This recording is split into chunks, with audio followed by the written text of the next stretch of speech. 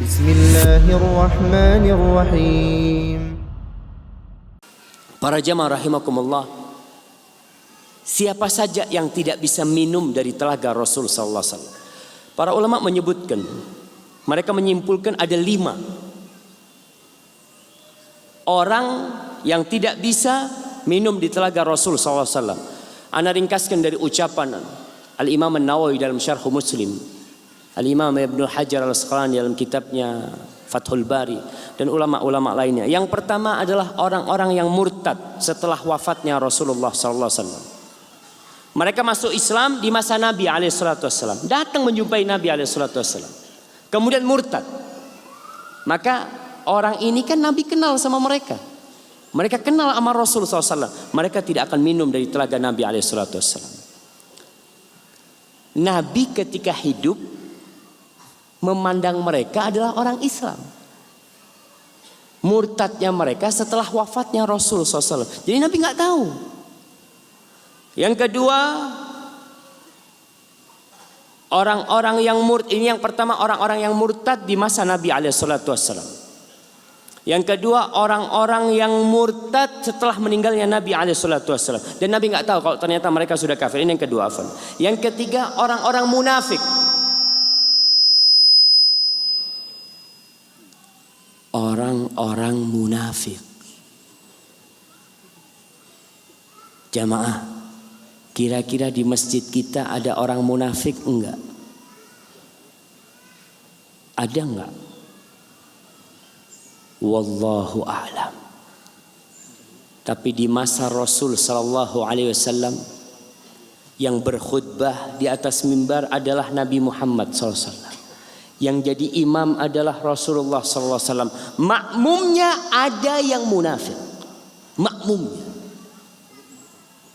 Kalau di masa Rasul sallallahu alaihi wasallam ada orang-orang munafik, apalagi di masa kita. Maka Nabi sering menyebutkan azqalus salati 'alal munafiqin. Kata Rasul sallallahu alaihi wasallam, salat yang paling berat buat orang-orang munafik, salat apa? Masya Allah, pada angkat tangan semuanya. Taib, yang paling berat sholat isya dan sholat subuh. Maka kalau antum merasa berat sholat isya ke masjid ya, ke masjid, maka antum perlu bertanya, jangan-jangan ana munafik. Subuh, ketika orang-orang ke rumah Allah, antum tiduran di rumahnya. Kenapa? Males, capek, hati-hati. Mungkin antum munafik. Allah mengatakan,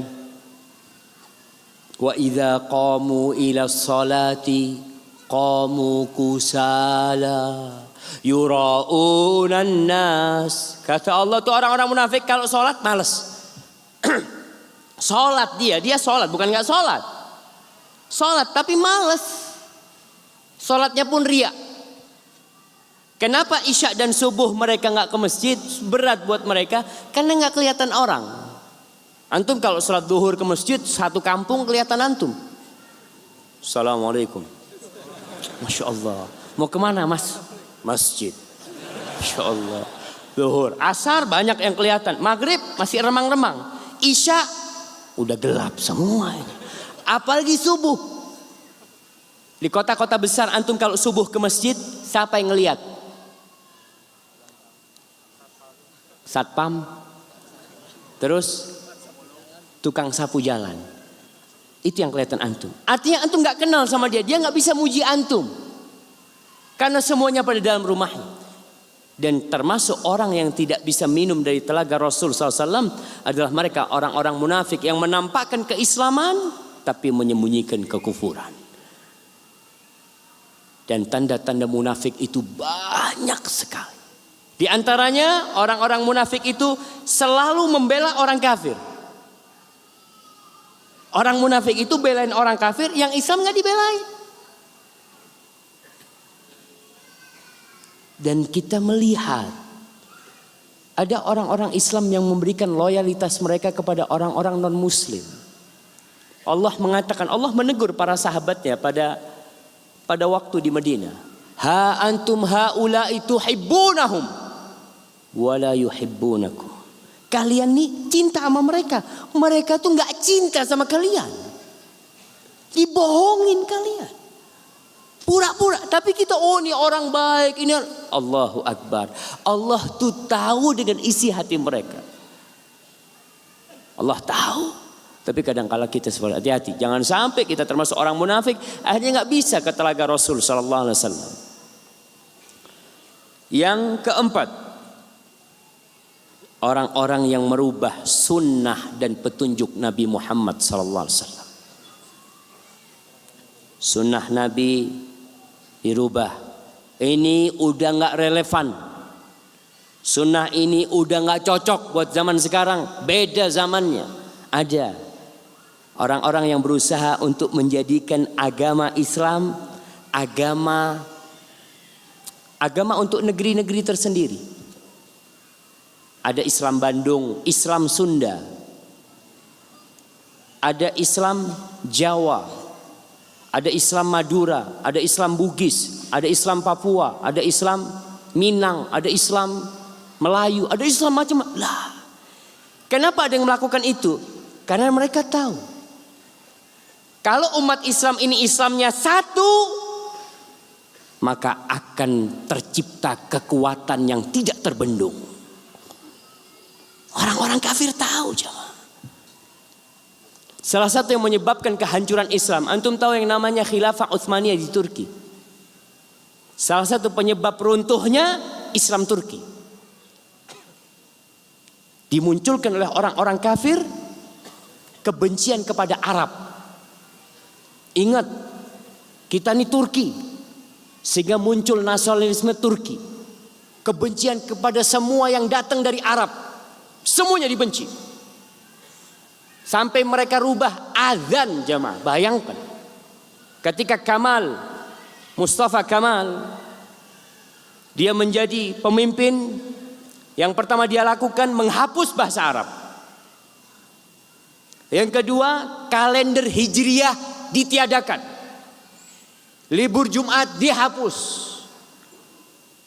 Kemudian azan berbahasa Turki. Nggak sampai. Dikatakan hampir 15 tahun jemaah. Itu kebencian kepada Arab. Orang kalau udah benci kepada Arab, benci kepada Rasul Sallallahu Alaihi Wasallam. Karena nabinya orang Arab. Nabinya orang, Qurannya bahasa Arab. Maka kita harus paham nih. Ada orang-orang yang ingin merubah Islam. Petunjuk-petunjuk Nabi mulai diabaikan. Mereka masukkan unsur-unsur yang bukan dari Islam untuk merubah agama. Ada lagi unsur-unsur kearifan lokal yang dikatakan dimasukkan ke dalam agama. Kita sungguh bersedih tatkala melihat saudara-saudara kita kaum muslimin mengantarkan kepala kerbau ke laut. Muslim pakai peci putih, pakai baju koko. Wanita yang menggiring juga pada pakai jilbab.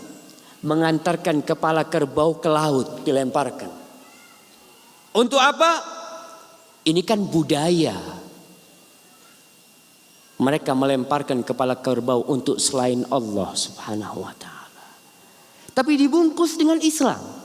Dirubah petunjuk Nabi Muhammad sallallahu alaihi wasallam. Ajaran-ajaran Nabi, ya gimana mereka ajaran Nabi nggak tahu. Mereka lebih berat kepada dunia mereka daripada ajaran Rasul sallallahu alaihi wasallam. Sunnah-sunnah Nabi ditinggalkan. Kita lihat Syiah Rafidhah. Kita lihat orang-orang Khawarij yang mereka membunuh sana, membunuh sini. Jadi Khawarij jamaah itu orang ahli ibadah. Jangan difikirkan kalau orang ahli ibadah itu benar, belum tentu. Oleh karena itu di antara doa yang dipanjatkan oleh Rasul sallallahu alaihi wasallam, beliau mengatakan wa as'alukal azimata 'alal rusyd. Ya Allah, aku memohon kepadamu semangat dan tekad yang kuat di atas kebenaran. Karena ada orang yang bersemangat tapi salah. Semangat dia untuk melakukan hal itu. Seperti yang terjadi dengan orang-orang Khawarij. Bagaimana orang-orang Khawarij itu sholatnya? Jangan ditanya. Kalah sholatnya para sahabat dibandingkan dengan sholatnya orang Khawarij, jauh lebih bagus sholatnya orang Khawarij. Bacaan mereka panjang, puasa mereka. Mereka baca Quran cuma nggak sampai kepada hati mereka, sampai kerongkongannya aja. Karena mereka beragama tidak mengikuti sunnah Rasul SAW, tidak mengikuti petunjuk Nabi SAW. Orang-orang yang mungkin melakukan teror sana teror sini, kita sungguh bersedih jemaah. Umat Islam ini dirusak dari luar dan dari dalam. Dari dalam diobok-obok, bagaimana dihancurkan, setelah lemah dari luar diserang. Maka kita harus merapatkan barisan menuju kemana? Menuju sunnah Rasul sallallahu alaihi wasallam. Karena itu jalan keselamatan. Maka orang yang merubah agama Nabi Muhammad SAW, menambahkan, mengurangi karena buat dia nggak cukup, maka dia tidak akan sampai bisa minum di telaga Rasulullah SAW. Yang kelima, yang tidak bisa minum dari telaga Rasul SAW. Para ulama, sebagian ulama memasukkan para pelaku dosa besar. Para pelaku dosa besar tidak minum dari telaga Rasul SAW. Berdasarkan hadis yang diriwayatkan oleh Imam Ahmad dari Abdullah bin Umar bahwa Rasul sallallahu alaihi wasallam mengatakan, "Sayakunu alaikum umara." Nanti akan ada pemimpin-pemimpin di antara kalian, ya'murunakum bima la yaf'alun. Mereka memerintahkan kepada kalian apa yang mereka tidak mengamalkannya. Faman saddaqahum bikidbihim wa a'anahum ala dzulmihim falaysa minni. Barang siapa yang percaya sama kebohongan mereka, kebohongan pemimpin-pemimpin ini, dan membantu kezaliman mereka, maka orang ini falaysa minni, bukan dari golonganku, walastu minhu, dan aku bukan dari golongan dia, walay yarida alayya haud, dan dia tidak akan minum, tidak akan datang untuk minum di telagaku, kata Rasul sallallahu alaihi wasallam. Maka ini adalah orang-orang yang tidak minum dari telaga Rasulullah sallallahu alaihi wasallam. Ma'asyiral muslimin, mudah-mudahan kita bukan orang-orang yang murtad. Mudah-mudahan kita bukan orang-orang munafik. Mudah-mudahan kita bukan orang-orang pelaku dosa besar. Mudah-mudahan kita orang-orang yang menegakkan sunnah Rasul sallallahu alaihi wasallam. Tapi menegakkan sunnah Nabi sallallahu alaihi wasallam di masa fitnah seperti ini butuh perjuangan jamaah. Antum dikucilkan. Ingat, sunnah Nabi itu bukan cuma jenggot. Ini karena ada orang-orang yang memahami sunnah Rasul SAW, artinya berpegang teguh dengan sunnah itu pakai jenggot doang, tidak isbal. La, sunnah Nabi itu adalah ajaran Rasulullah SAW. Yang pertama adalah melaksanakan kewajiban dan meninggalkan yang haram. Itu artinya berpegang teguh dengan sunnah. Melaksanakan perintah dan meninggalkan larangan. Yang kedua, meninggalkan bid'ah-bid'ah amaliyah dan keyakinan. Urusan-urusan yang baru, yang tidak ada ajarannya, tidak ada tuntunannya, baik itu amal ataupun keyakinan, ditinggalkan. Itu artinya berpegang teguh dengan sunnah. Yang ketiga, semangat untuk mengamalkan amalan-amalan yang disunnahkan oleh Rasul sallallahu alaihi wasallam. Bukan wajib, sunnah.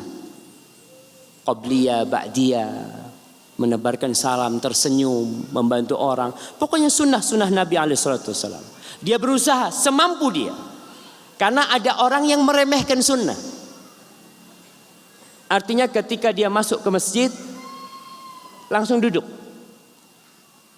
Nggak pakai tahiyatul masjid. Lalu dikatakan, Kang, tahiyatul masjid, ya kan cuma sunnah. Nah, ada yang seperti itu. Dia meremehkan. Memang itu cuma sunnah. Tapi kita diperintahkan untuk berpegang teguh dengan sunnah. Salah satunya adalah menjalankan sunnah-sunnah yang dianjurkan. Kemudian yang keempat adalah mengajak manusia kepada kebaikan dan berusaha untuk memperbaiki yang salah di antara mereka. Itu yang artinya berpegang teguh dengan sunnah.